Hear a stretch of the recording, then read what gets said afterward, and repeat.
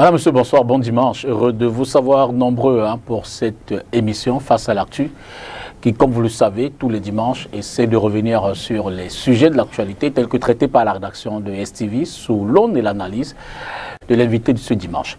L'invité de ce dimanche est une personnalité, une grosse figure de la musique camerounaise, compositeur, chanteur, bref, vous le savez très certainement, Sambédé, plus de 40 ans dans le milieu de ces questions-là, mais aussi un spécialiste du droit d'auteur, dont il a été président du conseil d'administration de la CMC entre 2005 et 2008.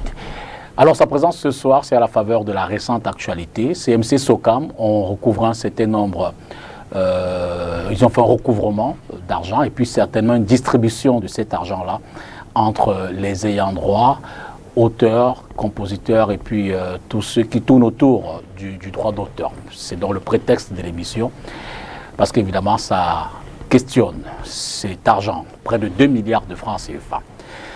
Dans les sujets que nous évoquerons, il y a le ministre de la Défense qui a accompagné le 9e, qui allait dire au revoir au 9e bataillon des forces de défense et de sécurité qui vont du côté de la MINUSCA en Afrique du Sud, en République centrafricaine. Le Cameroun, évidemment, est en mission pour la stabilisation de ce pays. On parle également de la visite du DGI, le directeur général des impôts ici à Douala, la relance de la Sonara, bref, des sujets que l'invité commentera. Sambédé, bonsoir. Bonsoir. Je voudrais signaler que vous venez à peine d'Europe. Vous avez atterri hier, vous m'avez dit que vous serez là dimanche. Et vraiment, je vous remercie pour cette amitié que vous renouvelez à STV. Tous les honneurs sont pour moi. Vous êtes libre. Libre? Pourquoi? Parce que... Je croyais qu'on allait vous cueillir au bas de la passerelle. Au regard de l'actualité récente, Sambédé a détourné de l'argent des artistes. Je le dis en passant comme ça, certainement pour rire, mais également pour planter le décor. Mais avant peut-être de rentrer dans ces questions, on va essayer de comprendre. Vous avez donc récemment, je crois au cours du mois d'août, courant août, redistribué un argent recouvré.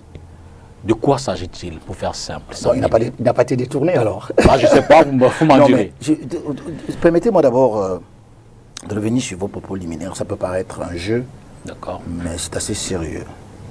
J'espère que vous n'avez pas cru à ce gros canular. Je préfère ne pas vous donner, du moins, les questions seront posées tout à l'heure. Qui prétendait que le TCS serait à mes trousses. Et même, en fait, c'est une affirmation. Au demeurant, pour la genèse, très rapidement, le 29 août 2022, un article paraît de manière sibylline sur Internet. Le titre c'est le TCS, voici pourquoi le TCS recherche M. Sambédé. Et cet article est passé inaperçu. Pourquoi? Parce que c'était une sauce un peu indigeste et dont les convives n'ont pas pu la déguster au risque d'avoir une indigestion. Comme ça n'a pas marché, la même sauce est réchauffée dans une marmite appelée Messager. Malheureusement, ça a cramé. Ça a cramé pourquoi? Parce qu'en réalité, les auteurs de cette mascarade n'ont pas mesuré le ridicule de leurs assertions. Parce qu'il ne s'agit pas d'une plainte contre Sambédé. Et Sambédé n'a pas fui de toutes les façons. Et Sambédé n'a pas détenu des deniers publics. Puisqu'en réalité, lorsqu'on parle des sociétés de gestion collective du droit d'auteur et des droits voisins, ce sont des entités privées, monsieur Dipita. Ce sont des entités privées et qui ne gèrent que les fonds privés, et non pas les fonds publics. Donc, alors, pour votre gouverne et pour la gouverne de nos téléspectateurs, je vous laisse le soin ici, je vous donne le document, l'original de ce document, qui date du 16 août 2022, d'une certaine Sonacam, de son président de conseil d'administration, qui adresse une plainte, soi-disant, à madame le procureur général du TCS. Objet de la plainte contre Élise Mbalameka, PCA Sosiladra, Samuel Mbende, PCA CMC, Chop Samuel, PCA SCAP, Etolo Eya, PCA Sokadap, Angoula Joseph, DG CMC, Mbombogo Alphonse, DG Sosiladra, Malé Georges, DG SCAP, et Kandé Ndoumbe, DG Sokadap, pour, dit-il, détournement de deniers publics et abus de confiance. Et il parle donc d'une commission, que les mises en cause sont membres d'une commission mise en place par le ministre des Arts et de la Culture. Alors, est-ce que Sam Mende s'appelle la commission? Vous avez vu? Donc, Sam Mende ne s'appelle pas la commission.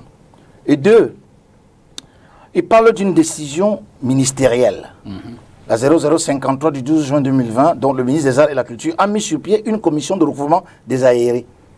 Et laquelle commission est mise en place donc par l'État du Cameroun, à travers son ministre, et qui dispose d'ailleurs dans son article 4 que les anciens OGC agréés entre 2005 et 2017 doivent procéder au recouvrement des arriérés, c'est-à-dire des contrats qui ont été signés à cette époque-là, et ils doivent les recouvrer. Alors, le requérant continue en disant ici que, sur base de la décision 0083, n'est-ce pas, le ministre de la Culture aurait décidé, en fait, de mettre en place un système qui ferait qu'on verse de l'argent dans le compte de dépôt spécial. C'est-à-dire qu'il saisit le procureur, hein, non seulement tout ça, ça se retrouve sur Internet, hein, c'est-à-dire que c'est à peine il a déposé la lettre de 19, on retrouve le 29, 10 jours après, Sam Mende au TCS,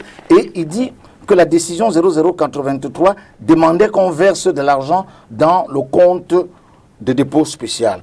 Je vous donne ce document, mais je continue quand même parce que c'est très important, ne coupez pas parce que c'est... Voilà la dite décision ici. Monsieur Tongo. Alors, il porte plainte sur base d'une décision qui est complètement caduque et complètement abrogée. Voilà comment est-ce qu'il veut tromper le magistrat. Cette décision n'existe plus. Cette décision n'existe plus. Elle a été remplacée par justement la décision qui nous permet de recouvrer de l'argent, qui dispose en son article 7, la présente décision qui abroge toute disposition antérieure contraire, notamment la décision 0083 du 16 mai 2018 fixant les modalités de détermination de la perception de recouvrement de redevances de droits d'auteur et de droits voisins pour la période 2018-2021 sera enregistré et publié partout où sera besoin. Donc, il se base sur une décision qui n'existe plus et il prétend que nous avons détourné de l'argent de l'État. Est-ce que la SONACAM est une structure de l'État? Je n'en sais rien. Et dans le même courrier, il prétend que la CMC et les autres sociétés auraient dû et devaient verser à la SONACAM 195 millions. Ce qui est totalement faux, parce que ce n'est pas de l'argent de la SONACAM, et la SONACAM n'a même pas de l'argent entre 2018 et 2021. Nous allons le prouver dans les jours qui viennent. Pire encore, il s'érige donc maintenant en donneur de leçons. Il prétend que la commission n'a pas payé à l'État, n'a pas versé à l'État 11,5% représentant l'IRPP, donc l'impôt sur le revenu des personnes physiques. Je ne sais pas comment il a calculé cela, il a le seul secret. Et 4% qui doivent être versés dans le compte d'affectation spéciale. Faux. Les 4%, c'est une décision ministérielle qui date de 2019. Donc, il n'y a pas de rétroactivité de la loi. Et en ce qui concerne les impôts des personnes physiques, alors, il s'adresse aux sociétés, aux personnes morales, et en même temps, aux personnes physiques, on se perd. Mais ce qui est certain, c'est que ni l'un ni l'autre, aucune des sociétés de gestion collective actuelles, la commission de contrôle peut le certifier, cette commission de recouvrement n'est pas une entité juridique. Elle a été mise en place pour aller recouvrer un argent que nous avons travaillé, et la SONACAM est née après 2018, elle n'a qu'à aller travailler pour chercher son argent et le donner à ses ayants droit. D'accord, Sam, je dois avouer que vous avez un peu brûlé le protocole, bien que je ne voulais pas donner à l'avance de l'émission. Il ne fallait pas me dire... Non, je vous ai laissé parler parce que l'enjeu également, évidemment, c'est pour ça que je vous invite. Je voulais quand même que ce soit clair là-dessus. Donc, il n'y a pas une plainte contre moi. Je n'ai jamais reçu... Vous avez fait un peu... Voilà. Vous avez fait ce qu'on appelle un peu en journalisme la pyramide inversée. C'est-à-dire que vous avez commencé par l'actualité la plus récente et puis remonter. Mais moi, je voudrais qu'on... Dans le protocole... On peut. Alors, je voudrais d'abord que les téléspectateurs comprennent ce qui a conduit à tout cela. Et c'est pour ça que je vais commencer par les questions que j'avais prévues. Oui. À nous donc, vous avez entrepris de distribuer de l'argent à un certain nombre d'acteurs C'était le 18 août, par un communiqué que vous l'annoncez, 685 artistes. Il s'agit des musiciens, des producteurs et éditeurs de musique qui doivent recevoir 340 millions. Ouais. De quoi s'agit-il exactement? C'est par là que j'ai très bien. commencé. Très bien. D'abord, l'argent qui est recouvré, D'accord. ça il faut le dire et il faut le remercier, c'est encore grâce au ministre des Arts et de la Culture actuel, n'appartient pas seulement à l'art musical. Hein. Cet argent appartient à la CMC, à la SOCAM, à la SOCADAP, à la SCAP et à la SOCILADRA. Donc, en fait, c'est toutes les corporations. Absolument.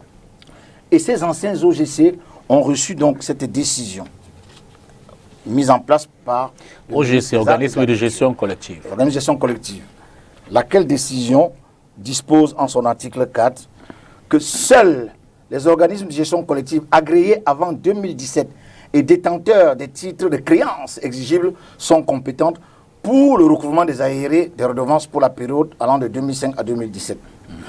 Un protocole d'accord négocié et signé sous la supervision de la commission de contrôle fixe les modalités de recouvrement et les répartitions de ces redevances. C'est ce qui a été fait. Donc, il existe un protocole d'accord entre ces 5 OGC, seuls anciennement agréés, qui ont fait ce travail, ce qui est un parallélisme de forme, M. Dipita. D'accord? On réalise un actif pour appuyer le passif. Et parmi ce passif-là, il y a des sociétés qui devaient de l'argent aux auteurs et aux titulaires de droit. C'est-à-dire que certaines entreprises qui n'avaient pas payé totalement les redevances entre 2005 et 2017 se voient donc être demandées de respecter les contrats que nous avons signés avec ces sociétés pour qu'elles versent cet argent-là. Et donc, par parallélisme de forme, et plus encore sur le plan juridique, il y a ce qu'on appelle la théorie de la relativité des contrats. Vous ne pouvez pas être né, être créé, en bon terme, être créé en 2018. D'accord. Vous appelez son machin, et vous venez réclamer un argent dans un contrat dont vous êtes un tiers. C'est pas possible. Est-ce que vous ne comprenez pas ceux qui estiment justement que la décision du MINAC, la décision 0053, est faite en parfaite illégalité du fait du décret de 2015-3969 du PM relativement aux droits d'auteur et aux droits voisins, en son article 24 qui parle de l'existence d'une seule société agréée. C'est-à-dire que Monsieur le Député, on est d'accord. Je connais la musique. Non, laissez-moi, les téléspectateurs ne connaissent pas. Non, parce que vous, il ne parle pas de l'existence. Laissez les téléspectateurs écouter la musique, vous répondrez. Non, monsieur le Député, pour que je réponde, lisez l'article. C'est pas ce qu'il dit. L'article, alors, oui. on va le chercher tout de suite. Lisez-le. Dans son article 24. Il ne parle pas de l'existence. Lisez-le. Ok. Voilà. Alors, l'article 24 de ce décret. Qu'est-ce qu'il dispose? D'abord, il faut lire l'intitulé du décret. Décret numéro 2015-3979, PM du 25 septembre 2015, fixant les modalités d'application de la loi numéro 2000-011 du 19 décembre 2000, relative aux droits d'auteur et aux droits voisins, modifié et complété par le décret numéro 2016-4281 du 21 septembre 2016, dans son article 24. On y va tout de suite. Alors, nul organisme ne peut exercer la gestion collective sans agrément. Article 25, on peut poursuivre en un mot. Tout organisme qui souhaite exercer la gestion collective dans l'une des catégories prévues à l'article 16 ci-dessus. Oui, là, il s'agit d'agrément. On n'est pas dans l'existence. Non, non, pour revenir. Bon, très bien. Non, pour poursuivre. Très bien, oui, donc, vous l'avez dit que vous avez... C'est pas dans l'existence. Non, pour compléter. Pourquoi je vous ai demandé de lire? Pour compléter la question, pour qu'on comprenne la question de l'illégalité. La CMC n'existe plus, agrément retiré et création d'une société dénommée SOCAM. La seule création de SOCAM, compte tenu de la loi 2000 en son article 24, ne peut plus en aucun cas permettre l'existence de la CMC. Alors, Monsieur le Pita, vous permettez? Allez-y. 1. Modestement, je suis parmi les rédacteurs de ce décret. Vous voyez bien que je vous ai dit tout à l'heure qu'il ne s'agit pas de l'existence. Si vous voulez faire du juridisme, alors je vais vous dire une chose. Ça, c'est le décret. On remonte à la loi. D'accord. La hiérarchie des normes. Exact. Article 75, alinéa 2 de la loi. Ok. Il ne peut être créé qu'une seule société par catégorie d'auteurs et de voisins. Je dis bien la création. Okay. Je ne vous parle pas de l'agrément. L'agrément ne constitue pas la société. On se crée d'abord et on vous donne la société. Alors, dites-moi, la CMC n'est pas dissoute. Elle n'est pas mise en liquidation. On lui permet de faire ses recouvrements. Donc, toutes les sociétés, dis bien, toutes les sociétés qui ont été créées, tant que la CMC n'est pas dissoute, ce sont elles qui sont dans l'illégalité totale. C'est une vérité juridique, c'est une vérité historique et c'est une vérité politique. Alors maintenant, vous voulez me faire croire que le ministre est dans l'illégalité, c'est une grosse injure à ce docteur qui est bien entouré. Faites attention, son service juridique est bien entouré. Cette décision ne souffre d'aucune illégalité. La CMC elle permet tout simplement, je vous dis, si vous voulez rentrer dans ça, actuellement, toutes les sociétés qui ont été créées après la CMC sont illégales. Elles ont bénéficié de la légitimité. Le fait de vous donner l'agrément ne suffit pas que vous ayez la légalité. C'est ça que je vous ai dit. Parce que vous voulez entrer dans l'agrément. L'agrément, c'est une autorisation qui vous permet d'exercer la gestion collective. Absolument. Or, actuellement, ici, la CMC n'est pas en train d'exercer la gestion collective, qui consiste à faire de la documentation, à aller négocier le contrat, à percevoir les droits, non pas les recouvrer, et à les reverser. On parle de recouvrement lorsque j'ai déjà un contrat avec M. Lipita et qui n'arrive pas à le payer, alors je procède au recouvrement forcé pour apurer mon passif. C'est ce que la CMC est en train de faire. Donc cette décision est formidable. Elle permet aux artistes aujourd'hui, elle a permis aux artistes d'ailleurs, nous sommes qu'à mi-parcours, on a déjà récupéré 1,2 milliard, on va encore récupérer dans quelques jours, elle permet à ces titulaires de droits-là de récupérer leur argent. Un argent qui était perdu. Et vous avez entendu, il y a quelques années, on a disait, oh là, mais Sambende, c'est encore des histoires, c'est du bluff, c'est des sommes alléguées, c'était des allégations. Aujourd'hui, le même argent arrive, on discute de quoi? Est-ce qu'il s'agit, de quoi il est question? Quel est le statut juridique de la CMC aujourd'hui? La société, la Cameroun Music Corporation existe juridiquement et elle est une société de gestion collective. Elle n'a pas d'agrément, parce que son agrément lui a été retiré, c'est un trouble de jouissance, et je pense que l'État avait trouvé une solution en 2017. Exact. De faire de la fusion avec la SOCAM. Très bien. Et aujourd'hui, savez-vous que ceux qui envoient ce genre de message doivent comprendre que l'heure n'est plus. Personne n'envoie ce genre de message, nous font nos recherches. L'heure n'est pas aux états d'âme. Je vous préviens que même dans les statuts actuels de la SONACAM, dans sa version anglaise, elle est ouverte aux sociétés qui ont le même objet existant. D'accord. Ça veut dire qu'elle reconnaît son illégalité. Je voudrais vous suggérer, c'est le principe de l'émission, après la première demi-heure, qu'on ait au moins diffusé un reportage de la semaine. Très bien. On va prendre cette première pause et revenir dans ce débat intéressant, passionnant, dans cet échange, pas forcément édifiant. Un débat édifiant surtout. Je voudrais qu'on s'arrête donc sur la reconstruction de la Sonara. Pas moins de 3 ministres, en tête desquels le ministre des Finances, sont allés à la Société nationale raffinerie, vous le savez. C'est dans le sud-ouest à Limbe, la Sonara qui a connu un drame il y a quelques années déjà. Il est question de relancer et de mobiliser les moyens pour non seulement à nouveau permettre à la Sonara de fonctionner, mais surtout et davantage qu'elle puisse raffiner le pétrole camerounais. Suivez plutôt. An interministerial committee in charge with the implementation of the restructuring and rehabilitation measures of the National Oil Refinery Sonara had their first session of the steering committee meeting. The session, which took place recently at the conference hall of Sonara, was chaired by the Minister of Finance, Louis Paul Mutaze, who doubles as the chairman of the committee. During the meeting, the Minister of Finance revealed that the committee is aimed at examining and validating the draft framework agreement for the reconstruction and rehabilitation of Sonara as instructed by the head of state. What I can say is that you have noticed the presence of 3 ministers here and all the other members of the steering committee that have been put in place. This is to let everybody understand that we have committed ourselves, that the restoration of Sonara is on good track. And this is why we came here today, so as to to take the first decisions to let this project go on good track, as what I said. And I can let you know that we have committed ourselves. It's a commitment, and we have begun our work. Some of the decisions have already been taken. The other decisions will be taken very, very soon. Thank you. The over 3 hours closed-door steering committee meeting saw the presence of the Minister of Water and Energy, Gaston Elundo Isumba, the Minister Delegates to the Minister of Economy, Planning and Regional Development, Paul Tasson, and other administrative authorities. Voilà justement l'enjeu de ce projet. Vous l'avez suivi à travers ce reportage de Catherine. Connaît peut-être un commentaire, Sam? Ben, vous dites que c'est un enjeu, mais il était temps. Moi, je pense même que, bon, il n'est jamais trop tard, mais je pense qu'un pays producteur de pétrole devrait avoir des raffineries sur place qui pourraient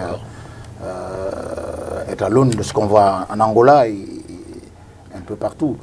Je pense que c'est une bonne chose, parce que peut-être que ça aurait des répercussions, évidemment, sur le coût même du carburant au Cameroun.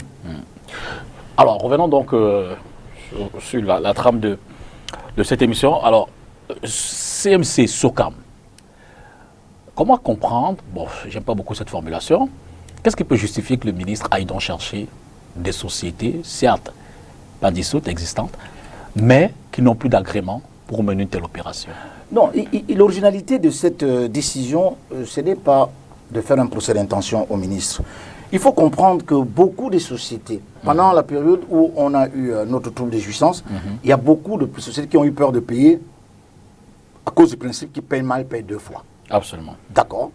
Bon, et maintenant, parmi les sociétés actuellement agréées, c'est vrai qu'elles étaient anciennement agréées, mais elles ont quand même reçu leurs agréments de 10 ans.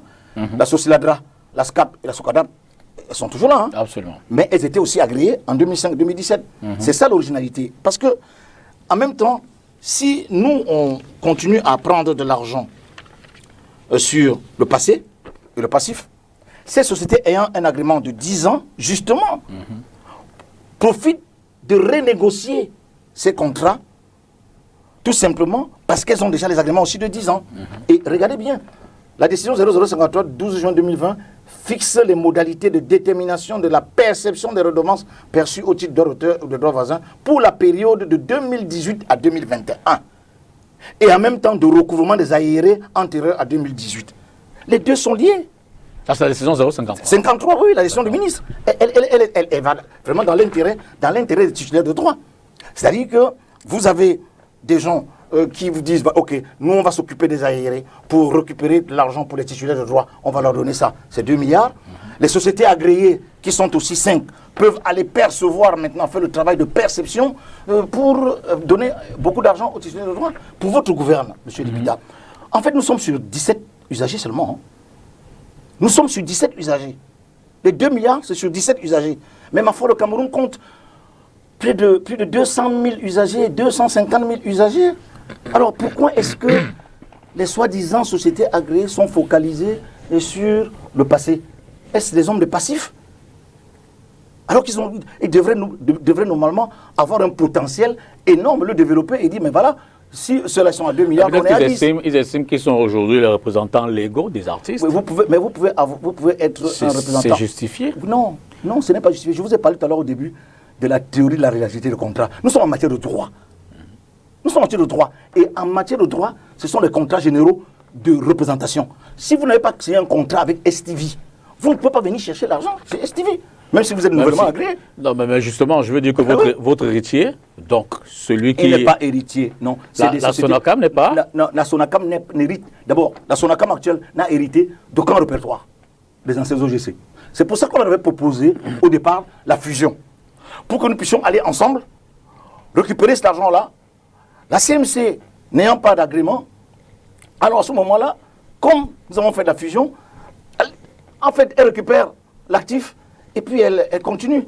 Mais on ne sait pas pourquoi est-ce que les gens reviennent maintenant pour créer de la confusion. Alors auprès de qui avez-vous recouvré cet argent? Vous voulez faire la publicité de ces sociétés? Il ne s'agit pas de publicité, il s'agit de l'information. Il s'agit d'information. Oui. Alors elles sont 9 sociétés actuellement. D'accord. En tête, comme d'habitude, les brasseries du Cameroun. Ok. Nestlé, Chococam, Ascoma, Le Pad, Maya, Tradex et autres. Alors, une autre originalité de certaines de ces sociétés. Vous voyez, lorsque Souma Oulette parce qu'il faut dire avec force que la CMC a reçu le mandat de la SCAP, la Sociedad et la SOCADAP, pour les représenter à cette époque-là. Donc j'ai signé des contrats qui sont renouvelables tacitement. C'est-à-dire, vous prenez le cas de Tradex par exemple, c'est tous les 10 ans. Il y a une autre société, c'est tous les 20 ans. Alors, vous venez... Mais puisque la Sonacar n'est pas avec vous, et que c'est... Qui a dit qu'elle n'est pas avec vous? Vous avez dit qu'il n'y a pas de fusion d'un recouvrement. Mais il n'y a pas eu de fusion, oui. Mais si la reconduction est tacite, oui, ça veut dire que tout ce temps-là, c'est la SOCAM et la CMC qui reviendront recouvrer jusqu'à l'infini. Non, c'est pas comme ça qu'il faut voir la chose. Il faut que je comprenne. C'est-à-dire qu'il faut voir la chose de telle sorte que le ministre a circonscrit la mission. Elle doit s'arrêter normalement en décembre 2022 pour permettre à ces anciens juges de cela d'appuyer leur passif et d'appuyer leur passif vis-à-vis des titulaires de droit. C'est ce qui est en train d'être fait. Mais ça ne devrait pas gêner et ça ne gêne même pas la possibilité qu'ont 5 autres OGC à percevoir et à repartir de l'argent. D'accord. Pourquoi il y a confusion? Moi, je ne comprends pas. Et tout cela, parce qu'on parle d'argent. Je veux dire, j'ai vu des chiffres. D'aucuns parlent d'1,5 milliard, d'autres parlent de 2 milliards, bref. Sambende, vous qui êtes au cœur de cette histoire, oui. Quelle est la cagnotte qui doit être recouvrée et qui l'a été à ce jour? La cagnotte qui doit être recouvrée, en réalité, nous avons misé sur 2 milliards. D'accord. Et aujourd'hui, nous sommes certains. Nous avons déjà, à mi-chemin, on vient de faire un partage intersocial et les artistes ont reçu leur dû. Nous avons recouvré 1,2 milliard. Contrairement à ceux qui ont estimé que dans les 1,2 milliard de francs, j'avais déjà pris 450 millions de francs. Maintenant, 900 millions de nouveaux. Donc, en fait, il n'y a plus rien, quoi. On y arrive, on y arrive. C'est l'originalité. On y arrive. On va faire une analyse des comptes. Voilà. Donc, en principe, il nous reste encore, avec la CRTV, c'est un accord déjà. 800 millions sont accordés. Et Guinness, dans quelques jours, va verser aussi 300 millions de francs. Et puis, la SNH qui vient de verser quand même une somme importante de 144 millions de francs. Donc, nous avons dépassé largement les 2 milliards. Nous serons à 2,4 milliards pour le bonheur des titulaires de droit. D'accord.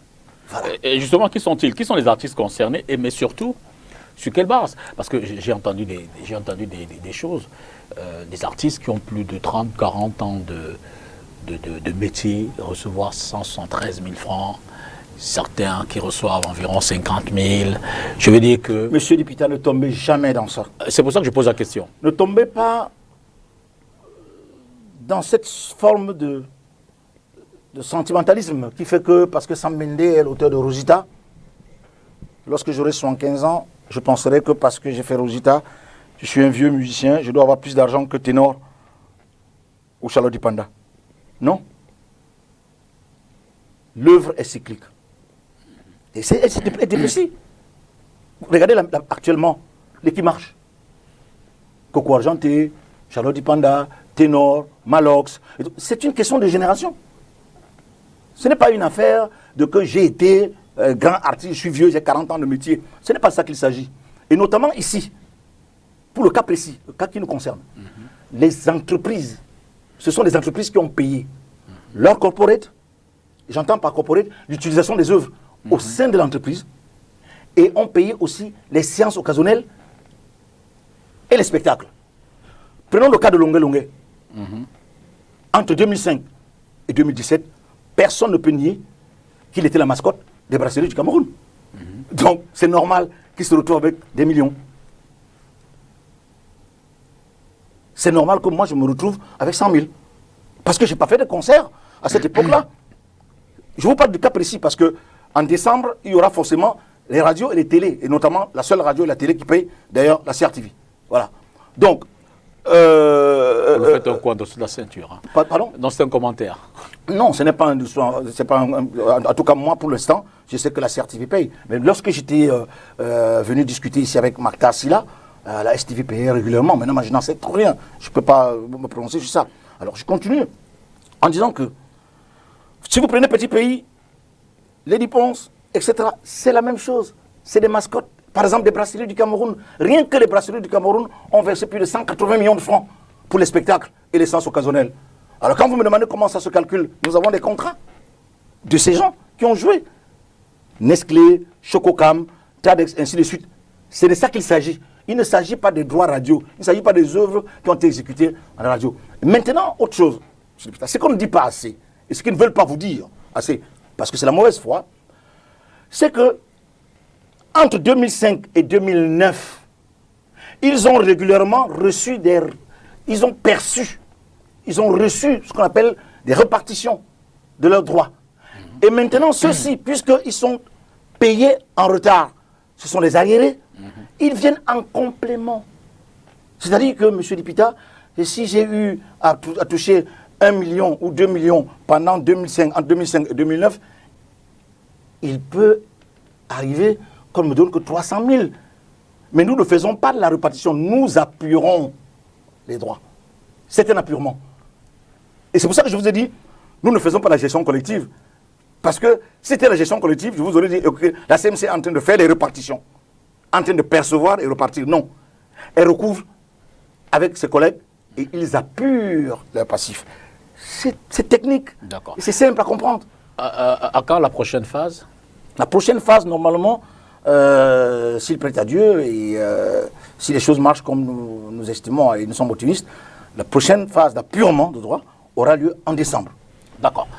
On va faire le deuxième stop de l'émission pour parler du directeur général des impôts qui a fait, j'ai fait dire une tournée, qui est venu en concertation ici à Douala. Il a rencontré les hommes d'affaires, d'abord au GICAM, le groupement interpatronal du Cameroun, dans un discours franc, honnête. Tout le monde s'est ouvert. Évidemment, l'enjeu, c'est de discuter autour des questions d'impôts.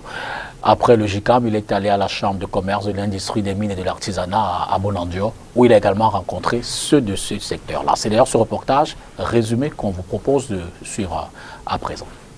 Il y a beaucoup de progrès.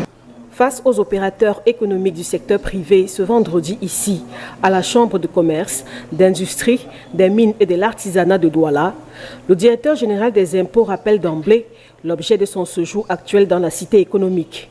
Je suis venu à Douala, comme je l'ai indiqué mardi dernier, pour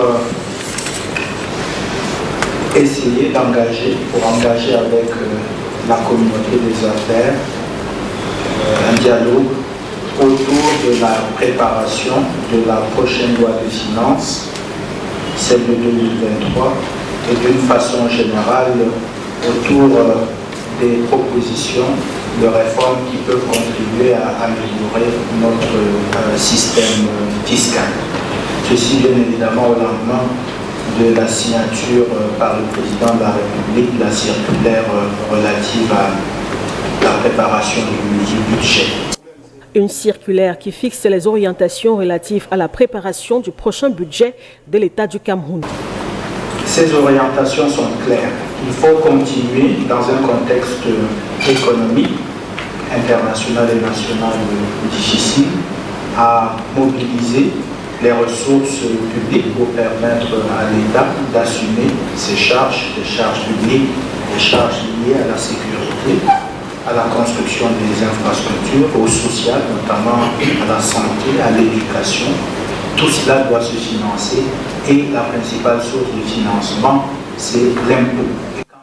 À cet effet, les stratégies de mobilisation des ressources ont donné lieu aux échanges entre le directeur général des impôts et les opérateurs économiques. Ceux-ci ont mis l'accent, entre autres, sur l'import-substitution. Oui, l'import-substitution est quelque chose de très important parce que vous savez, c'est le domaine où l'État peut élargir l'assiette fiscale. En faisant la transformation de cru, en embauchant le personnel camerounais, ça peut faire en sorte que l'assiette fiscale soit élargie. Nous avons soumis pas mal de projets, comme je vous ai dit, et nous laissons le soin à l'administration et au gouvernement d'en prendre compte et de faire appel à nous pour qu'on puisse l'aider à réaliser ce souhait.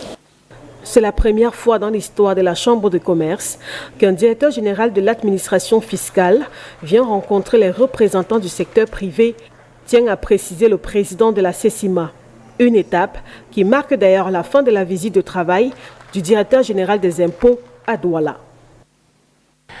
Voilà, sans me dire, on parle des impôts.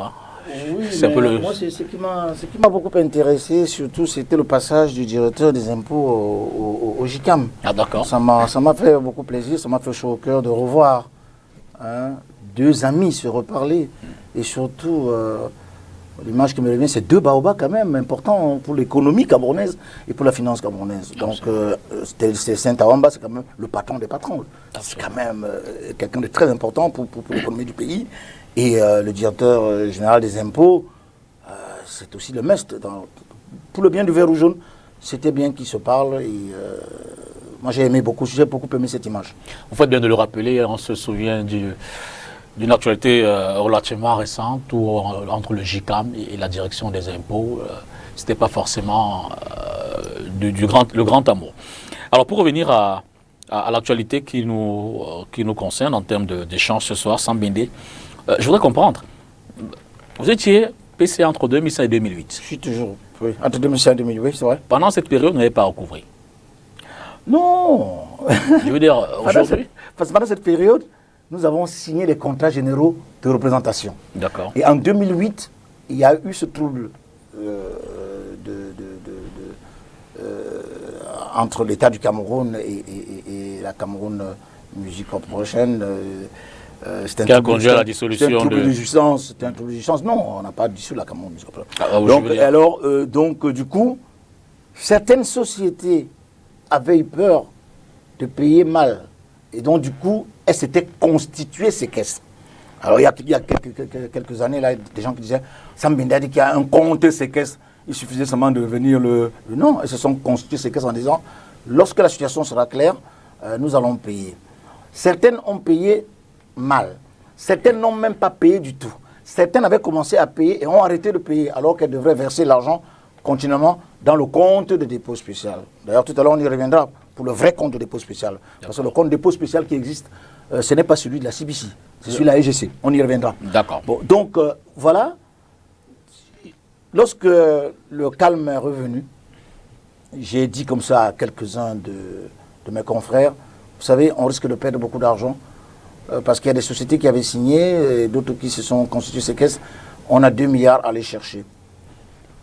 Alors, quelques-uns étaient dubitatifs. Et je peux vous dire que les réunions ont eu lieu jusqu'au Premier ministère pour convaincre le SGPM, donc Séraphin Fouda, qui, au vu des documents, y a cru tout de suite en disant, mais l'État va vous accompagner, de toute façon, vous n'allez pas perdre les 2 milliards. C'est ce qui s'est passé. Il y a cru, mais malheureusement, à un moment, au niveau du ministère des Arts et de la Culture, il y a eu des atermoiements et des bégaiements, jusqu'à ce qu'arrive Pierre-Ismaël Bidonkwat, qui dit qu'on ne paie rien. Si ce n'est pas des allégations, donnons-leur la possibilité, puisque c'est l'argent des artistes. Les artistes ne peuvent pas perdre cet argent. Et il a donc pris cette décision de nous permettre d'aller recouvrer et d'apurer nos passifs, les dettes qu'on avait, non seulement vis-à-vis du personnel, mais vis-à-vis de certains fournisseurs, et surtout les dettes vis-à-vis des artistes, des titulaires de droit. Et c'est ce que nous sommes en train d'apurer. Mais fondamentalement, quel était le point d'achoppement entre les précédents ministres, Amato Toumouna, l'actuel ministre des Sports, Moëlle Kombi, et puis Bidoun est venu raser tout cela. Je veux dire, qu'est-ce qu'ils reprochaient à la démarche? Je ne sais pas. Je ne sais vraiment pas si Bidoun reproche. Non, je dis les prédécesseurs, parce que lui, visiblement... Les prédécesseurs.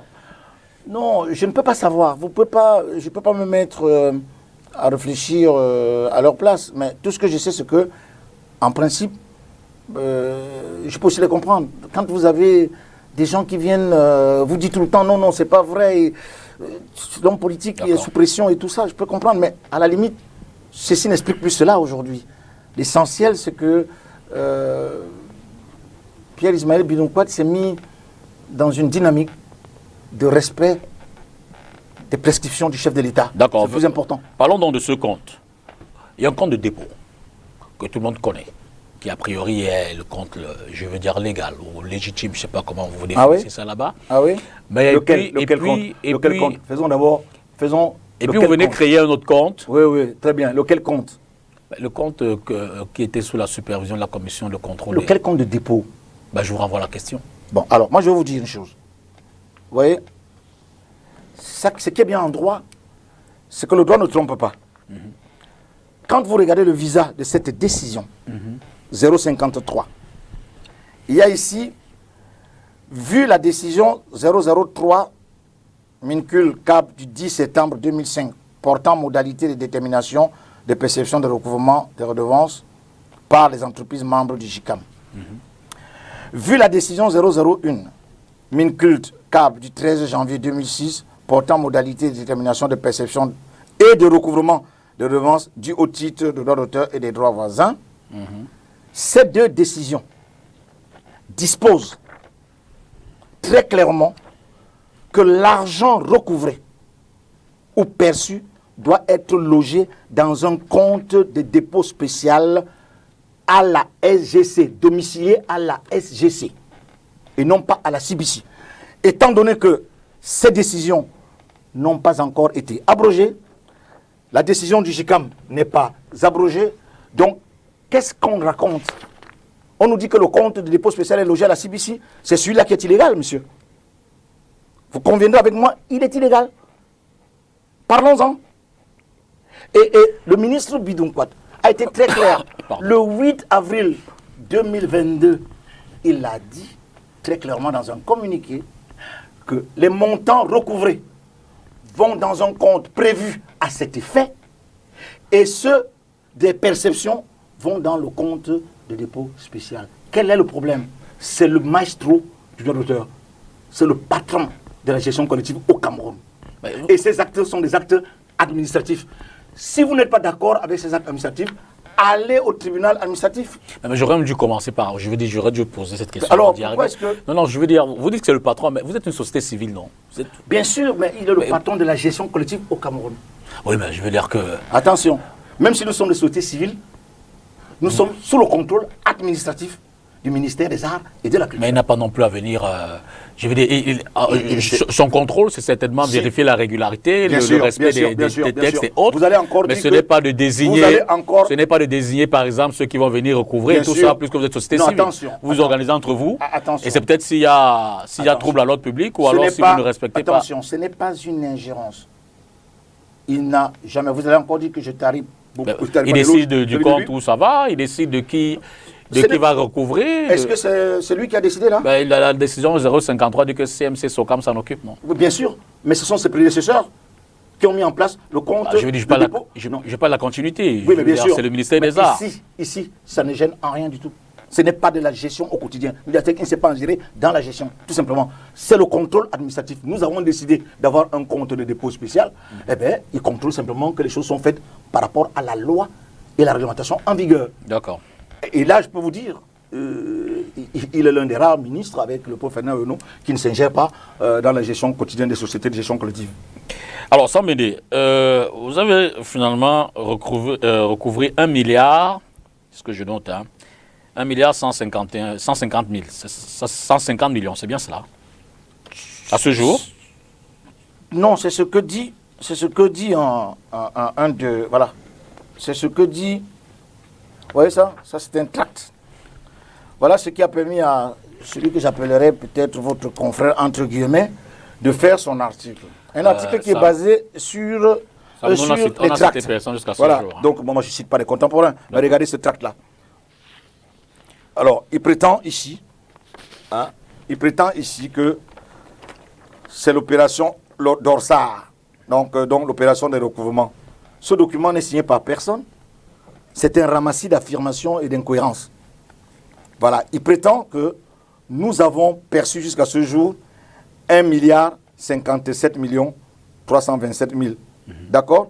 Mais lorsque vous faites le décompte ici, du partage intersocial, vous voyez SCAP 79 millions, Sociladra 68 millions, Socadap 55 millions. Mais là, il n'y a pas CMC Socam.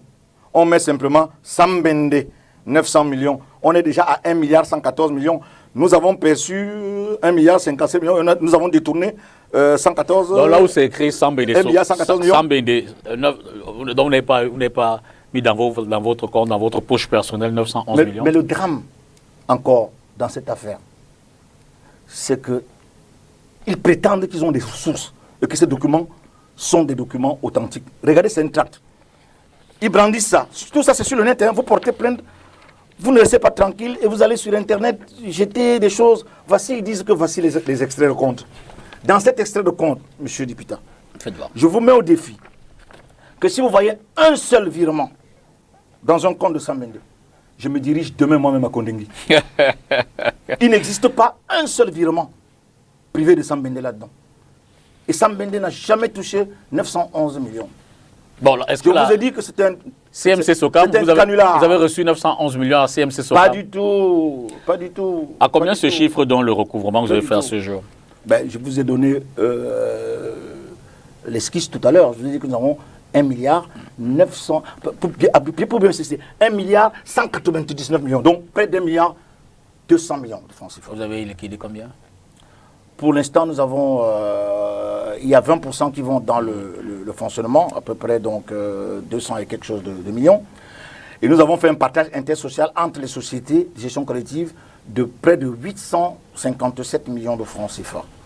La quote-part de la Cameroun Music Corporation est bien là. Donc, je vais vous donner l'original, hein, parce que là, c'est encore un genre de tract. Vous allez voir la différence entre les vrais... Je ne suis pas un authentificateur, si c'est pas ce qui se dit officiel des documents. Oui, mais ce n'est pas moi qui vais venir. Je vais quand même lire. Ouais, de toute façon, c'est un... Mais je ne pourrais le certifier, vous me comprendrez. Oui, mais là, il y a 340 millions de francs qui ont été... Vous-même, vous avez dit, il y a 340 millions de francs qui ont été repartis au titulaire de droit de l'art musical. C'est la quote-part qui est revenue à la CMC Socam. Donc, ce n'est pas les 911 millions qui... C'est pas les 911 millions, c'est un canular. Alors, et en plus, regardez ici, l'autre truc qu'ils font, ils expliquent que ils ont créé un néologisme. Hein. Il y a un néologisme dans le Cameroun qui s'appelle encours. Je ne sais pas ce que ça veut dire. Ça veut dire que l'argent qui serait perçu de 2018 à 2021 et qui devrait donc, disent-ils, aller dans le compte de dépôt spécial. Mais partout là, il y a des erreurs. Par exemple, le PAD, ils disent qu'il a payé jusqu'en 2021, ce qui est faux. Ils disent que Nestlé a payé jusqu'en 2021, ce qui est faux. Ils disent que UCB a payé jusqu'en 2021, ce qui est faux. C'est-à-dire que c'est un tract.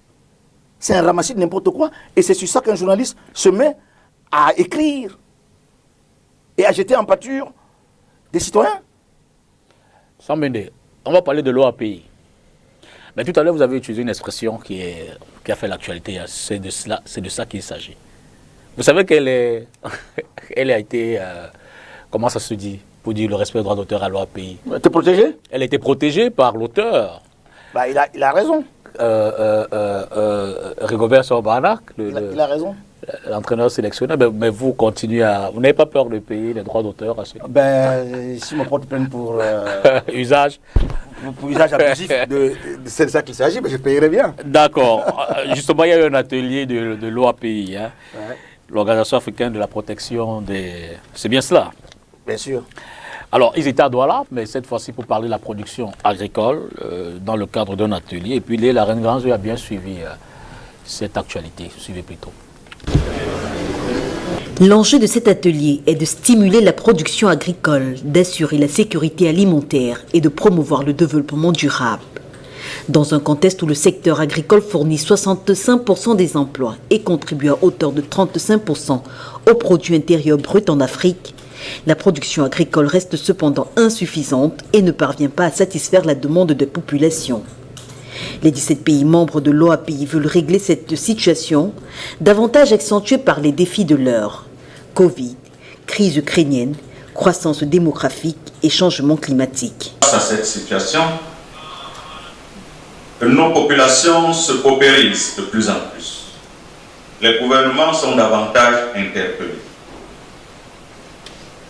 Face à tous ces défis, il devient donc impérieux pour nos États, groupements régionaux et même pour nos partenaires de changer de paradigme pour essayer d'inverser la tendance. Changer de paradigme en mettant davantage l'accent sur l'agriculture, et qui dit bonne agriculture dit semences de qualité. L'actualité récente du monde, avec la tension sur les céréales, montre l'impérieuse nécessité d'avoir des semences qui permettent aux agriculteurs d'avoir un rendement élevé pour satisfaire les besoins de la population. Et sur le plan économique, une bonne politique sémencière permet à l'État d'épargner des devises que l'État utilise pour importer des productions agricoles, d'ailleurs, productions agricoles qui auraient pu être réalisées sur place. La création, la protection et la commercialisation des variétés végétales et la production en masse des semences de qualité étant des atouts majeurs de la transformation du secteur agricole, l'autre pan de cet atelier est consacré à la signature d'une convention entre l'OAPI et l'IRAD afin de mieux valoriser la recherche. Il s'agit là d'une reconnaissance parce que l'IRAD aujourd'hui signe ce contrat au nom de la sous-région Afrique centrale. Nous portons la voix de nos collègues aussi des autres pays d'Afrique centrale et cette reconnaissance qui permet aujourd'hui que l'IRAD devienne un centre d'examen de l'OAPI au sens large dans l'examen, la validation des nouvelles variétés créées par les chercheurs afin de les protéger. Notons que cet atelier intervient au moment où l'OAPI se prépare à célébrer ses 60 années d'existence. Thème de la célébration, propriété intellectuelle, levier de l'industrialisation et de la diversification économique en Afrique. Croissance et la transformation. Sam Bendé, l'invité de ce dimanche dans Face à l'actu, nous parlons grandement de l'opération qui a été menée récemment. Il s'agit non seulement du recouvrement, mais de la repartition. L'appurement des droits. L'appurement, pardon, merci, c'est un terme technique. Voilà. Dans l'appurement des droits auteurs et droits voisins d'un certain nombre. Toutes les corporations confondues, hein, pas seulement l'art musical. Je restituais simplement pour les téléspectateurs qui viennent de nous prendre en chemin le cadre de cette émission. Alors Sam, si je résume bien, il y a une société qui aujourd'hui existe, la SONACAM, qui, je vais dire, d'autorité, on peut quand même être d'accord là-dessus. Mais quel est son rôle? Légitime. D'accord. Quel est son rôle dans tout ce que vous nous racontez? CMC, SOCAM, SONACAM, qui, vous êtes là, vous récupérez l'argent, vous donnez la SONACAM qui, en principe, cette opération qui fait partie de ses missions, vous observe. Non. La SONACAM existe depuis 2018. D'accord. Il n'y a pas de rétroactivité. Je vous ai dit tout à l'heure, je vous parle du droit. On est en matière contractuelle. Mais vous n'avez pas de contrat. Est-ce que avant que vous n'existiez, vous aviez déjà des contrats avec les brasseries du Cameroun? Mais la CMC, au moment de son agrément, a signé des contrats. Au moment où elle avait son agrément. En quoi ça vous gêne? Donc, du fait qu'elle n'ait plus d'agrément, ben, donc on lui doit plus de l'argent. Elle ne peut pas apurer son passif. Bon, prenons le cas maintenant qu'on aurait dissous pratiquement toutes ces sociétés. On les aurait mis en liquidation. Donc, le liquidateur n'a pas le droit de réaliser un actif pour appeler le passif, sous prétexte qu'il y a une société qui soit-disant Tatapon Dupont qui est créée. Enfin, c'est des problèmes de droit. C'est pas difficile à comprendre. Pourquoi est-ce que c'est si compliqué pour certains? Mais y a-t-il, notamment dans la fusion, y a-t-il un acte légal qui fait la fusion entre CMC et... Non, on aurait pu. Pour l'instant, si vous demandez mon avis, j'ai toujours été pour le rétablissement pur et simple de la Cameroun Music Corporation. Pas sur le plan légal. Je ne parle pas du plan de la légitimité. Sur le plan légal, je vous ai pris la hiérarchie des normes juridiques. La loi dispose à son article 75 qu'il ne peut être créé, non pas exister, il ne peut être créé qu'une seule société par catégorie de droit voisin. Le feu Manu Dibango, à son âme, a créé la Cameroun Music Corporation en 2003. Elle n'est pas dissoute, elle n'est pas liquidée. Tout ce qui est venu après est illégal, bien qu'ayant reçu la légitimité d'un agrément. C'est clair, je vais vous donner un exemple. Le fait que vous ayez gagné une médaille aux Jeux Olympiques en vous dopant, et on se rend compte après que vous êtes dopé, on vous retire la médaille, non? Très bien. Donc, pour l'instant, ici, les choses ont continué comme ça, mais je vous dis, en 2017, nous avons raté le coche. Tout simplement parce que les prescriptions du chef de l'État étaient claires. C'était justement la fusion entre la CMC et la SOCAM, parce que la SOCAM a été créée en violation de la loi. Mais elle bénéficiait de l'agrément, ce qui est une sorte de légitimité, mais qui ne vous donne pas la possibilité d'être constitué légalement. On a raté. Mais il n'est pas tard. Pour le moment encore, j'avais dit que si on ne peut pas rétablir la Cameroun Music Corporation, parce que moi, je suis purement... Vous avez vu, Je n'appartiens pas, je n'ai jamais appartenu à SOCAM. Je n'appartiens pas non plus à SOCAM. Je ne suis pas membre de cette société parce que je garde mon cap. Et le jour où on rétablira la CMC, eh bien, tant mieux. Si on ne la rétablit pas et qu'il arrive qu'elle fasse la fusion avec la SOCAM ou la SONACAM, c'est aussi une bonne chose parce que je ne peux pas être contre ce qui fait avancer. Et c'est ce qui est bien ici, parce que nous avons un ministre aujourd'hui qui est là pour l'apaisement et qui fait tout pour qu'il y ait apaisement. Mais on entend des gens qui rament à contre-courant du ministre, qui vont porter plainte, alors qu'ils n'ont même pas qualité. C'est extraordinaire. Et comment ça n'a pas qualité? Attendez-moi, regardez. La SONACAM, vous avez dit tout à l'heure que c'est une société, vous avez dit que c'est une société étatique, d'accord? C'est une société, pardon, privée. L'objet ici, là, au procureur du TCS, plainte. Non. Vous pouvez à la limite faire la dénonciation, mais vous ne pouvez pas porter plainte. Puisqu'en réalité, qui peut porter plainte? Le ministre des Arts et de la Culture peut porter plainte s'il y a détournement de données publiques dans son affaire. Les ayants droit ne peuvent pas porter plainte? Ça dépend de quel tribunal vous voulez saisir. Je vous parle du TCS. D'accord. Il n'a pas qualité. La SONACAM n'a pas qualité. On ne lui a pas volé l'argent. On ne lui a pas détourné l'argent. Elle n'a rien. Elle n'a que du vent. Elle va porter plainte? Ah non, elle peut à la limite faire la dénonciation. Les mots ont un sens en droit. Il y a des juristes dans ce Cameroun, des grands juristes, qui m'écoutent. Madame Tomé, ma mère, d'ailleurs, en est une. Je pense qu'elle m'écoute. Je suis fier d'être son fils, d'ailleurs, en passant. Donc, voilà comment des gens s'amusent avec la procureure. Peut-être qu'ils ne connaissent même pas très bien cette femme, qui a une carrière exceptionnelle, et une autre est présidente du TCS là-bas. Donc, si vraiment ils veulent transformer le TCS en boîte de nuit, tant mieux pour eux. S'ils veulent même qu'on transforme le TCS en une salle de spectacle, ce serait bien. Mais à la fin, la procureure va se détendre. Elle va nous dire, les gars, circulez, bon, vous m'avez détendu, c'est des dossiers plus importants que ça. Tantôt une petite retro sur la Socinadra. Il y a 22 ans, la Socinadra a été liquidée. On en est où avec ce processus-là? C'est quand vous êtes liquidé. On a clôturé la liquidation. Oui. C'est terminé. Il n'y a pas des ayants droit, personne n'a... C'est fini. Il n'y a pas eu de... plus. Terminé. Terminé.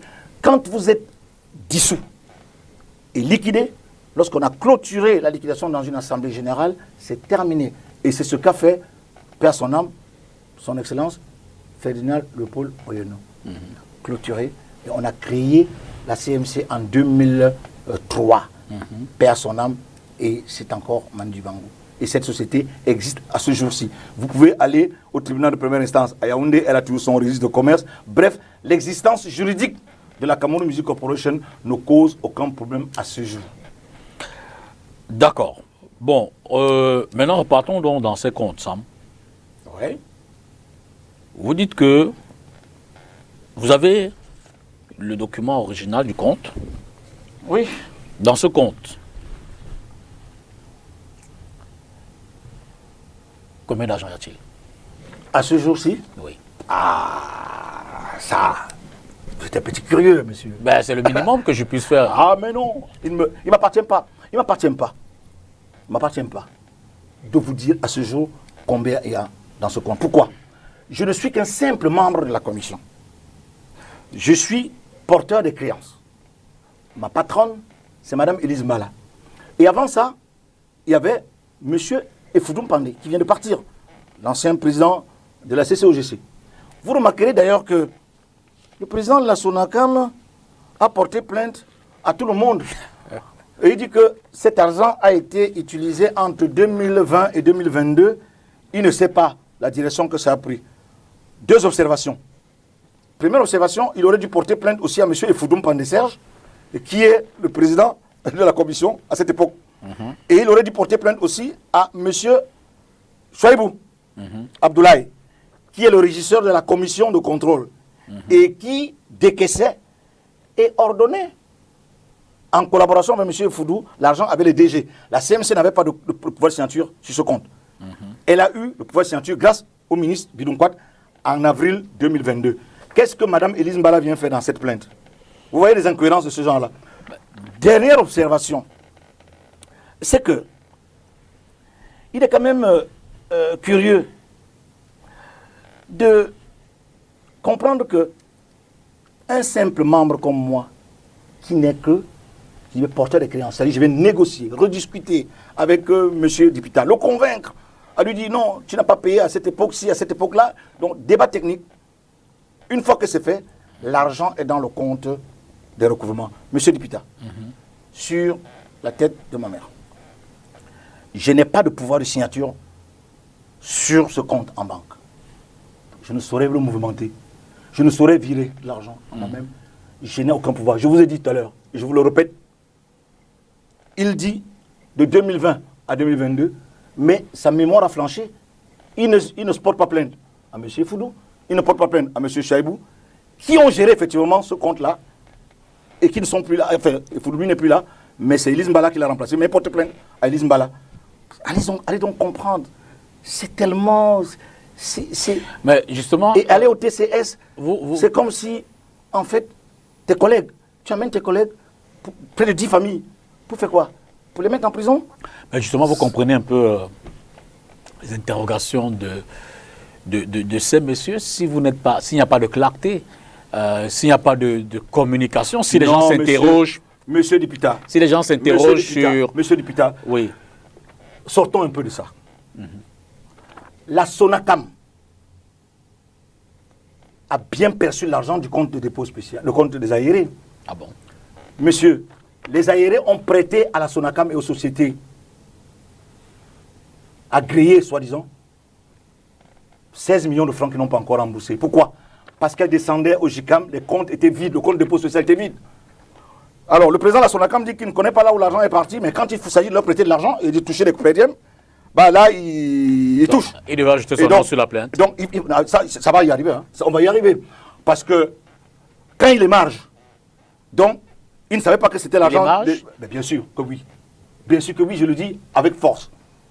Son directeur général est marge. Sur quoi? La Sonacam est marge. C'est quoi le prétexte de l'émargement? Mais parce que ces gens, nous leur avons demandé de se joindre à nous pour le recouvrement, pour qu'ils apprennent comment est-ce qu'on procède à un recouvrement, comment est-ce qu'on procède à une perception de la différence entre les deux, et pour que nous fassions équipe, parce que c'est l'apaisement. Ils prétendent que le ministre a demandé qu'on les intègre, on ne les a pas intégrés. Alors s'ils ne sont pas intégrés, comment ils émargent? Je vous dis qu'on leur a prêté de l'argent, le PCA de la Sonacam a émargé, donc s'il y a détournement des deniers publics, ben, il sera poursuivi lui-même aussi pour complicité de détournement des deniers publics. C'est une parenthèse qui vaut la peine. D'accord. On va repartir à la régie pour cette fois prendre la direction de l'Est où le ministre délégué à la présidence chargé de la Défense, Joseph Betty Assomo, est allé dire au revoir au 9e bataillon, un contingent du 9e bataillon des forces de défense et de sécurité en mission en République centrafricaine où le Cameroun intervient dans le cadre de la MINUSCA. Reportage. Malgré les multiples crises internes, sécurité économique, humanitaire, le Cameroun vole au secours des pays voisins dont la République centrafricaine. Sur les 11 650 soldats participant à la mission de maintien de la paix en République centrafricaine, le pays fournit à lui seul 1070 soldats sur le terrain. Presque 10 ans que ça dure, ce 9e bataillon de soldats formés au centre de formation pré-déploiement aux opérations de maintien de la paix à Motieboum, région de l'Est, est ainsi composé de 750 éléments des forces armées et 320 unités de police. Placés sous le commandement du colonel Garansou Clément, ils auront pour mission, au cours des 3 prochains mois, d'aider la MINUSCA dans ses opérations. Au moment où le bataillon s'apprête à s'engager pour sa mission en Centrafrique, le moral et l'état d'esprit sont bons. Et vous avez pu apprécier cela à travers le défilé tout à l'heure. La vigueur manifestée par les hommes ainsi que la discipline, c'est un reflet de cet état d'esprit-là. Les gens ont été bien préparés, ils ont été certifiés avec succès et ils ont le moral pour s'engager pour la mission. Sélectionnés méthodiquement, ils ont été formés par des instructeurs nationaux triés sur le volet et ont décroché des certifications onusiennes dans leur domaine de compétences respectifs. C'est donc à des soldats suffisamment aguerris pour ce type d'émission que le ministre délégué à la présidence chargée de la Défense a remis l'étendard. Afin d'hisser haut les symboles de la nation au front, Joseph Betty Assomo les a cependant prévenus, aucun écart de comportement ne sera toléré. On a parfois noté par le passé comme un hiatus entre l'excellent rendement opérationnel et personnel camerounais, hautement apprécié, et quelques comportements déviants attribuées à certains de nos hommes mis en mission pour la MINUSCA sur le territoire centrafricain. Certains de ces comportements font l'objet de procédures actuellement pendantes et sont suivis de très près par les autorités onusiennes, aussi bien à Bangui qu'à New York. Les Nations Unies et le haut commandement camerounais suivront de très près cet aspect des exigences onusiennes. Outre la Centrafrique, les soldats camerounais sont également déployés en RDC, en Côte d'Ivoire, où les forces de défense sont connues pour leur professionnalisme et leur puissance de feu. Alors Sambédé, ça fait quand même, vous l'avez dit d'ailleurs tout à l'heure, près de 40 ans que vous tournez autour de droits d'auteur. Depuis 2005, vous êtes dans le staff dirigeant. Mais je veux dire que vous ne vous demandez pas pourquoi tout le temps, pour parler de façon triviale, comme au quartier, pourquoi le nom de Sambédé est sucré dans la bouche des uns et des autres. Bah, je ne sais pas, peut-être alors pour parler, peut-être que j'ai le sang de Makero aussi. Comme on dit au pays. Non, mais sont sérieux. Peut-être que vous sont sérieux. Vous essayez d'être, vous voulez faire le plus malin que les autres. Non, je dans ne des suis passe-passe. Regardez, qui c'est peut-être avec les ministres successifs. Regardez ce qui est extraordinaire. Je ne suis pas aux affaires. J'ai fait profil bas depuis 2008. Mais je suis rentré en Belgique. Je ne suis pas aux affaires. Et pourquoi ça ne marche pas? Depuis 2008, on a créé la Socassim, on a créé la Socam, maintenant on a créé la Sonacam. Pourquoi ça ne marche pas? Je vous renvoie la question à votre avis. Justement, c'est trop facile. Et puis, il y a une sorte d'instrumentalisation de l'ignorance. Monsieur Dipita, il y a une certaine catégorie de personnes qui sont arrivées maintenant, qui se prennent pour Robin des Bois, si pas Zorro. Mais malgré l'apaisement demandé par le ministre, je pense que nous allons procéder au nettoyage des écuries d'OGS. Parce que c'est la racaille. Il y a une racaille. Comment ça? Ah oui, il y a une racaille dans le docteur actuellement. Des mecs qui s'amusent à se lever, à insulter les aînés, alors qu'ils n'arrivent même pas à lever une seule gamme. Ils peuvent pas chanter, tenir une gamme. Ils ne peuvent pas. Alors, ils passent leur temps à parler. Parmi ceux qui se posent, qui s'interrogent, il n'y a pas que les jeunes. Hein. Excusez-moi, je n'ai pas dit les jeunes. J'ai dit une catégorie de personnes. Je n'ai pas cité les jeunes. Oui, mais je veux dire que même dans cette catégorie de personnes, il y en a qui ont quand même une certaine expérience, qui peuvent faire plus de 2 gammes. Je ne sais pas. Ils peuvent avoir peut-être une expérience en musique. Mais la gestion collective est assez compliquée, monsieur. Et lorsqu'on parle de gestion collective, c'est un domaine qui relève de la propriété intellectuelle. Hein? Et pour lequel Sambédé n'est pas le seul. Littéraire, artistique. Certainement. Je ne suis pas le seul. Mais pourquoi donc vous ne prenez donc pas ceux qui peuvent expliquer des choses qu'ils comprennent, tels que les Jean-Pierre de Sommer, les Marco Mbella. Il y a des gens aussi, mais alors allez les prendre pour qu'ils expliquent. Peut-être qu'ils seront mieux compris. Mais pour le moment, je vous dis, moi, je ne suis candidat à rien. J'étais tranquille en Belgique. Et je pense que je dois encore le remercier. Le ministre a eu raison de me dire, tu ne peux pas donner ton expertise ailleurs et tu ne viens pas au village. Alors mais tu seras fondamentalement... Alors, je l'apporte, puisque les textes dont je vous parle, en 2020, tout ce que vous voyez là, c'est ma petite contribution. J'étais parmi les éditeurs. J'ai fait avancer les choses, je crois. Mais fondamentalement, ensemble, avec du recul, qu'est-ce qui fait vraiment problème dans le droit d'auteur au Cameroun? Je veux dire que... Mais il n'y a pas qu'au Cameroun. Il faut éviter de parler du droit d'auteur comme si c'est une affaire simplement au Cameroun. J'ai déjà, je pense, j'ai essayé de donner des ébauches de solutions. J'ai posé des problèmes. Mes contributions sont sur les nets. Vous regardez chaque fois. C'est vrai que beaucoup de gens ne lisent pas. Mais maintenant, on a l'occasion de le dire. La première des choses, c'est que le droit d'auteur s'accommode mal de l'improvisation et de l'amateurisme. Les gens ne le connaissent pas assez, parce qu'ils portent sur quelque chose d'immatériel. Il est plus facile pour vous, monsieur Dipita, d'acheter du pain à la boulangerie. Il est plus facile pour vous d'acheter de la viande à la boucherie. Mais payer, parce que vous dansez sur une chanson de Sambédé, vous voyez, ça fait un hic. Ça, déjà, cette il y a déjà ce problème-là. Deuxièmement, les sociétés de gestion collective ont été mises en place au Cameroun. Est-ce qu'il y a eu la formation des ressources humaines? Regardez aujourd'hui, nous sommes à l'ère du numérique. Nous sommes battus. Et les gens sont encore... Hein, regardez, vous et moi, nous ne sommes pas en train de parler du numérique et encore de l'avenir en Afrique du droit d'auteur.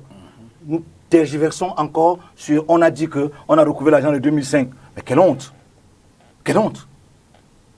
Nous avons dépassé le streaming. Aujourd'hui, il y a des sociétés là, gestion collective au Cameroun, qui prétendent avoir des commissions de musique en ligne alors qu'ils n'ont même pas un demi-ordinateur pour faire ce travail. Je dis bien un demi-ordinateur pour faire ce travail. Parce que ça repose sur l'informatique. C'est de ça qu'il est question. Donc, cette formation-là, il n'y en a pas. Et maintenant, les acteurs eux-mêmes, combien d'artistes peuvent venir vous dire, vous avez donné un exemple tout à l'heure, vous avez dit, oh, je n'ai eu que 173 000 francs. Très bien. Qui peut vous dire que disent les statuts? En termes, vous adoptez les statuts, vous ne les connaissez pas vous-même. La preuve, voilà un président de conseil d'administration battu en brèche. Hein? C'est les propres textes qui régissent la société de gestion collective qu'il est censé connaître. Les propres textes qui régissent l'environnement juridique, il est perdu. Voilà un PCA qui ne sait pas que il écrit à madame le procureur pour lui dire que leur mission devait couvrir la période allant de 2005 à 2017. La dite commission devait verser les fonds recouvrés dans le compte dépôt spécial par rapport à la décision 0083. Cette décision est abrogée. Un PCA qui ne sait pas que depuis 2020, on a abrogé une décision et il demande à un juge de prendre une décision sur une décision abrogée et en plus il se perd, il va toujours vers les juges civils. Je ne comprends pas. Il s'agit des actes administratifs. Quand on dit décision, c'est le juge administratif, c'est le contentieux administratif. Il court à Ekounou, il va chercher une connerie, et ils essayent de faire perdre du temps aux artistes camerounais. Voilà tout ce qui mine. Comment on peut être à la tête d'une société et être en train de s'égarer constamment? Et quand on vous explique calmement, en frère, que vous êtes en train de vous égarer, non, la bêtise insiste. Elle insiste, elle galope. C'est pas normal. Pas de bêtises sur ce plan. À un moment, c'est pas normal. Cela dit, maintenant, pour vous, comment on en sort? The right man on the right place. Le ministre a trouvé la solution. On l'a indiqué dans les statuts. C'est de retour. Non, ce n'est pas ça le problème. Je vous ai parlé tout à l'heure, il faut brosser le profil. Je vous ai donné les profils. Il y a Govina Ndingue-Somba, Jean-Pierre Sommet, Augustin Thor, Marco Mbella et tout ça. Il y a des gens. Bon sang, l'art musical a des gens. Et il faut, le ministre l'a dit, brosser le profil des gens qui peuvent interroger le directeur général. Ce n'est pas jouer de la musique. Il s'agit de questions de gestion. On dit bien gestion, c'est pas un mot de voilà. Hein? C'est pas un mot de voilà. Donc, il faut brosser le profil des gens qui peuvent interroger le directeur général lorsqu'il vous présente quoi? Le directeur général vous présente les budgets équilibrés en recettes et en dépenses. Il faut les analyser avec lui. Il vous présente les bilans. Il faut les analyser avec lui. Passif et actif. C'est de ça qu'il est question. Donc, aussi longtemps que nous n'allons pas reconnaître que parmi nous, il y a des gens qui non seulement grincent la guitare, mais enfin, on fait quand même des études de gestion et peuvent nous aider. Parce que quand vous regardez l'Assassin, ce n'est pas les Johnny Hallyday qui sont là-bas, ni les Jean-Jacques Goldman. Pourtant, Jean-Jacques Goldman, c'est lui qui génère plus d'argent. Mais il a fait confiance à ses collègues, certains qui ont fait HEC, pour leur permettre d'avoir ce qu'on appelle une entreprise. Il s'agit d'une entreprise, il ne s'agit pas d'une affaire où vous allez vous asseoir pour dire « Je suis musicien depuis 40 ans, 50 ans, je dois m'asseoir au conseil d'administration. » Oui, on a besoin de vous, de la sagesse. Mais on peut ajouter à cette sagesse-là des gens qui ont des rudiments en droit, en gestion, et qui plus est spécialisés en matière de droit d'auteur, de droit des auteurs et les droits d'auteur. Vous voyez que c'est trois types de choses différentes. Si je vous parle, je vous dis le droit d'auteur. Si vous êtes spécialiste, vous savez de quoi je parle. Si je vous dis les droits des auteurs, vous savez déjà où je vais. Et si je vous dis les droits d'auteur, vous savez aussi, vous connaissez la nuance. Donc tout ça, c'est un travail. Et moi, je l'ai fait. C'est toute ma vie. Et personne ne va m'empêcher de le donner au pays. Pour implémenter ça au Cameroun, il faut quoi? Des écoles, Non, pour implémenter ça au Cameroun, il faut juste de l'humilité. Il faut que les gens arrêtent de penser que, à la limite, faire un tube ou deux ou trois, vous permet de parler à Marco Mbela, qui est un ingénieur et qui a les rudiments, ou parler à Issoumé n'importe comment. Parce que ces gens ont des rudiments. Ils ont ce qu'il faut pour aider à avancer les choses. The right man on the right place. Et ça, le ministre est sur le bon chemin où il a demandé à tous les conseils d'administration, pas seulement à la Cameroun Music Corporation, ni à la Solacam, mais c'est d'avoir des bonnes personnes au bon endroit et de faire le bon casting. Il n'y en a pas à la Sonacam. Comment? Il n'y en a pas à la Sonacam. Comment on dit au pays, vulgairement, vous voulez prendre dans ma bouche? Je ne sais pas. Non, non. Je ne voulais pas dans ma bouche. Je ne suis pas membre de cette société. J'ai parlé d'elle parce qu'il y a cette mascarade qui fait que on doit respecter les institutions au Cameroun. Le TCS, ce n'est pas une boîte de nuit. Et quand vous avez saisi la justice, laissez la justice suivre son cours. Vous ne prenez pas les documents, vous les jetez comme ça sur Internet, vous allez chercher les journaux pour mettre les unes partout, pour dire, voilà, s'il arrive au Cameroun, on va l'arrêter, il a pris ceci, il a pris cela. Enfin, quand même. Est-ce qu'on est encore au Cameroun ou pas? Adonis Yamen réalise cette émission et va certainement nous proposer le reportage suivant. Il s'agit de cette autre affaire qu'on a vécue cette semaine, cette fois-ci à la cour d'appel de Yaoundé, dans le cadre de cette histoire des militants du MRC qui sont poursuivis devant les tribunaux. Comme acteur, l'un des acteurs très attendus, c'est le professeur Maurice Kamto, président du MRC, qui a dû porter sa toge d'avocat et aller au front pour défendre ses militants. Reportage. Route barrée, des barrières de sécurité installées autour du palais de justice. Aucun véhicule ni usager ne peut entrer ou ressortir. Interdit de prendre la moindre image. À l'arrivée des prévenus, quelques militants ont tenté un passage en force. Une violente altercation s'est déclenchée avec les forces de l'ordre. Plus de peur que de mal, l'audience s'est finalement ouverte vers 10h. 60 minutes plus tard, elle a été renvoyée au 20 octobre prochain pour cause. Il y avait une distorsion des dates. Par exemple, il y a des actes qui sont supposés être notifiés le 4 et au cabinet de Maître Méli. Et il se trouve que les mémoires que j'ai déposées après cette notification datent du 21 janvier. Ça, c'est l'un des cas. Et d'autres cas, on estime que j'ai déposé un autre mémoire le 6 mars qui tombe un dimanche. Je ne sais pas si le tribunal militaire de Yaoundé fonctionne les dimanches.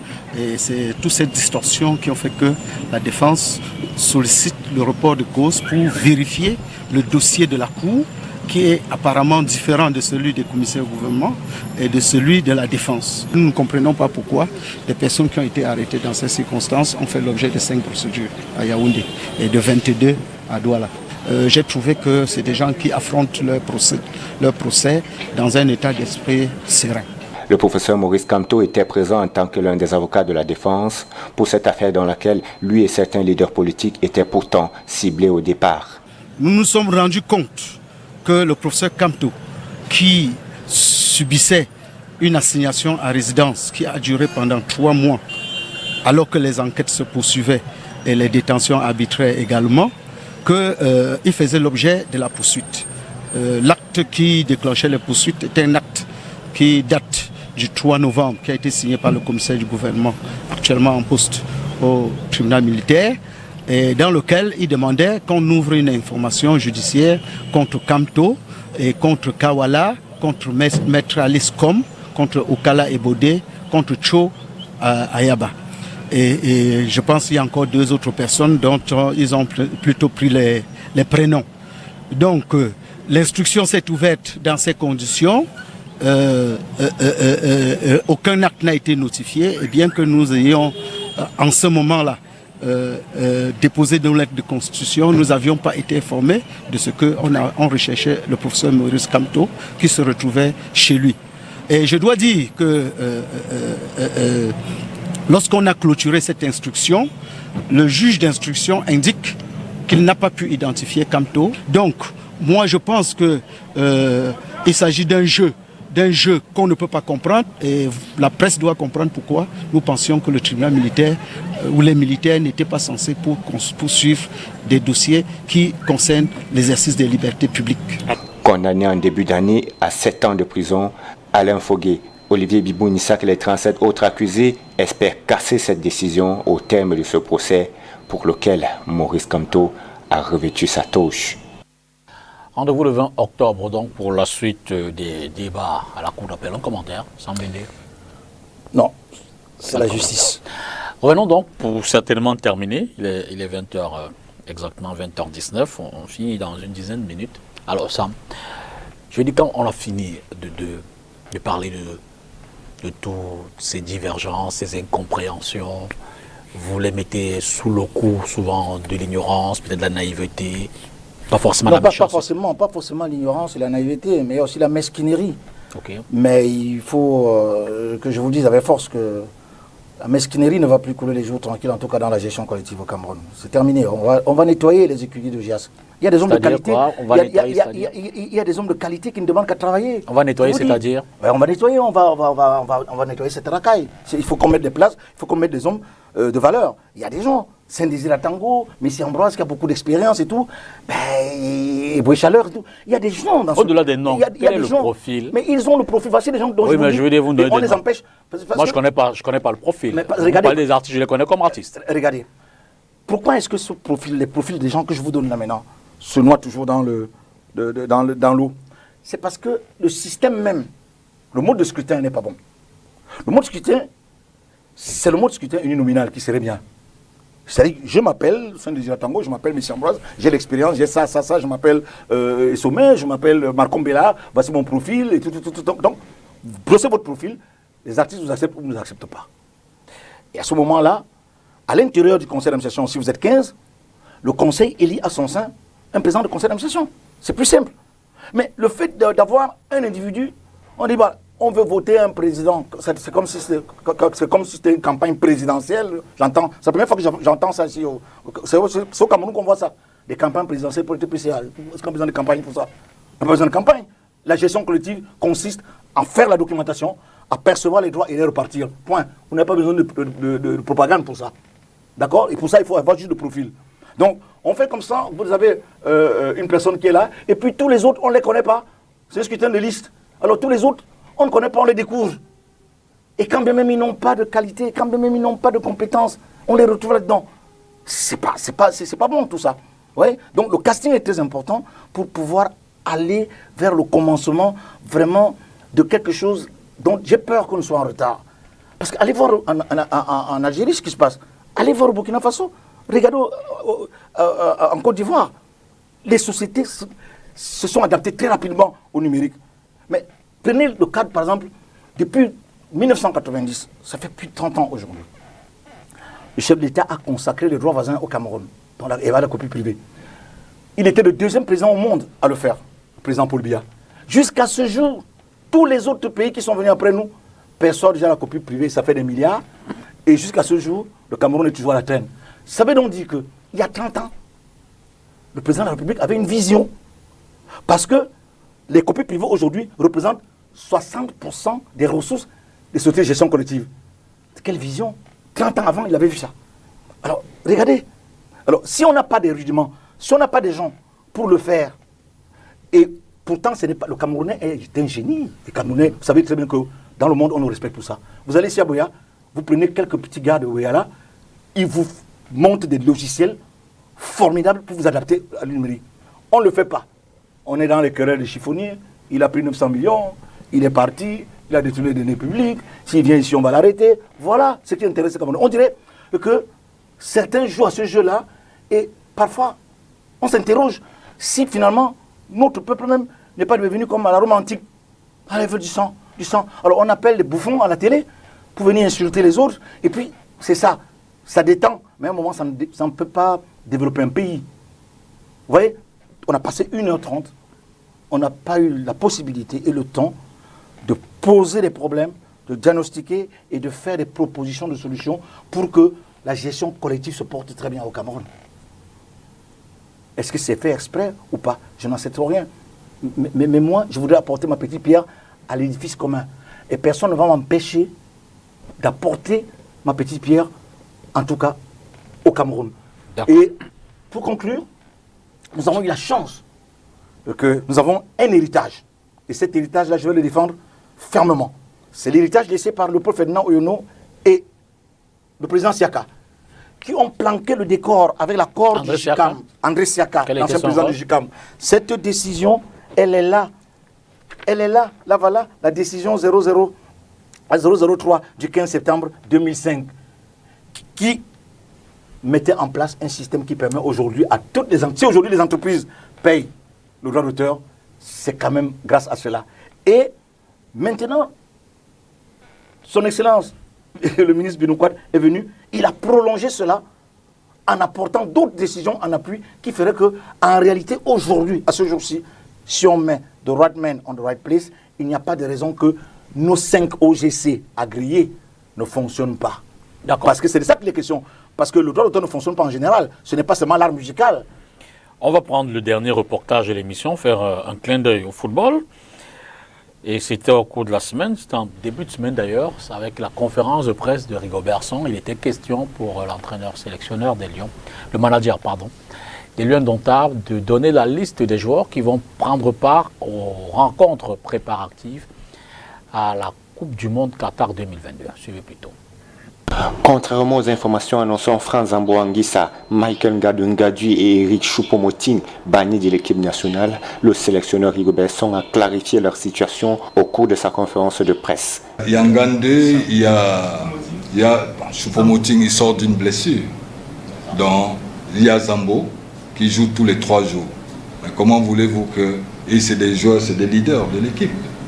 Est-ce que j'ai besoin de les voir? Est-ce qu'on a besoin encore de les voir? Il faut compléter l'effectif pour qu'on voie aussi d'autres. L'ancien capitaine des Lions d'Ontario est également revenu sur les retours de certains joueurs de l'équipe, notamment Nicolas Nkoulou, Constant Mandiek et la concurrence au sein de la tanière.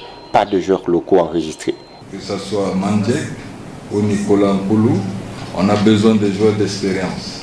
Onana qui est là, je pense qu'il est le numéro 1. Et il faut 26 joueurs capables de pouvoir être à l'attente de ce dont on a besoin et ce dont les Camerounais ont besoin. Donc on fera tous des efforts pour faire le mieux possible. Selon lui, le staff a connu quelques difficultés lors de la préparation des confrontations du 23 septembre contre l'Ouzbékistan et du 27 septembre contre la Corée du Sud. Nous voulons rester plus sur le plan du groupe. Parce que c'est très important, la gestion du groupe. Il faudrait qu'on ait le groupe, c'est le groupe qui fait la différence. Un bloc du groupe qui va faire la différence. Il ne faut pas que nous soyons trop perturbés. La liste des 26 joueurs sélectionnés a été rendue publique. Le rassemblement est prévu dans quelques jours. Sambende sera au Qatar en 2022. Je ne sais pas si on m'invite, ouais. Le minimum, vous soutiendrez les Lions, évidemment. Ah ben, évidemment, évidemment. Je soutiens d'ailleurs l'entraîneur aussi. Sambende, merci. C'est moi qui vous remercie et tout le plaisir a été pour moi. Et l'aventure continue grâce au ministre des Arts et de la Culture qui a battu tous les records. 2 milliards en un temps record. C'est du jamais vu au Cameroun pour les titulaires de droit. Et on ne cessera de lui dire merci. On espère qu'en décembre, nous allons clôturer cette aventure avec les 2 milliards 4, s'il le veut bien. Sinon, il y a beaucoup plus que ça. Dans tous les cas, on vous a à l'œil. Hein. Bon, ne vous inquiétez pas. Au sortir d'ici, vous retiendrez que peut-être que le TCS m'attend en bas. Non, sait-on jamais. Ne sait-on jamais. Bon retour dans vos activités et bonne suite de votre séjour au Cameroun. Merci pour m'avoir donné l'occasion de m'exprimer. C'était le minimum. Merci à vous également à la maison, vous qui avez choisi de suivre cette émission ce soir avec Sambende, évidemment sous ses multiples casquettes. Demain, c'est lundi d'avance. Je vous souhaite une excellente semaine. Bonsoir.